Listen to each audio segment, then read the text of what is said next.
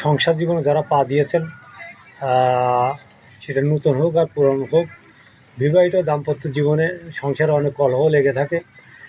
এমন এমন কিছু পরিবার আছে যারা তাদের সমস্যা বা তাদের যে ত্রুটিগুলো সেগুলো তারা বুঝতে পারেন না, কী দিয়ে কী করবেন। তাদের উদ্দেশ্য করে আমি একটি কথা বলব, যারা ছেলে মেয়েকে সুশিক্ষায় শিক্ষিত করতে চান তাদের উদ্দেশ্যে বলি, প্রথমে দরকার হচ্ছে আপনার সংসারে যে কাজগুলো আছে সেটা দুজনে সমানে ভাগ করে নেবেন, স্বামী এবং স্ত্রী। এরপরে একজন সংসারে হাল ধরে কাজ করবেন, আর একজন সন্তানদের সময় দেবেন। আর একটা ক্ষেত্রে বিবেচিত হয়, সেটা হচ্ছে আপনার যদি স্বামী স্ত্রীর ভিতরে শিক্ষিত এবং অশিক্ষিত কিছু ব্যাপার আছে।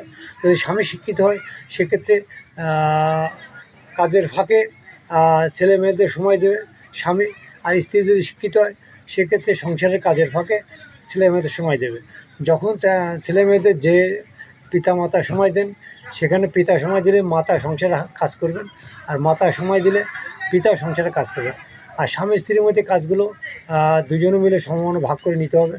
সেটা থাল মাজা হোক, আর বাজার করা হোক, আর ছেলে মেয়েদের স্কুলে নিয়ে যাওয়া হোক, আর যে টুকটাক যে কাজগুলো আছে সে বড়ো কাজই হোক, টোটাল মিলে সব কিছুই নিজেদের মধ্যে ভাগ করে নেবেন।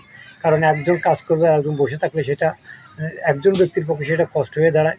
সংসার তাদের ধরে পরিচালনা করতে কষ্ট হয়। তাই কাজগুলো অন্তত দুজনে মিলে স্বামী স্ত্রী দুজনে সমানে ভাগ করে নেবেন।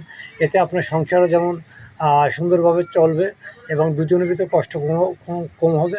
অন্যদিকে আপনার ছেলে মেয়েগুলো সুন্দরভাবে মানুষ হবে এবং তাদের উচ্চশিক্ষা আপনি যদি শিক্ষিত করতে চান সেটাও সম্ভব হবে।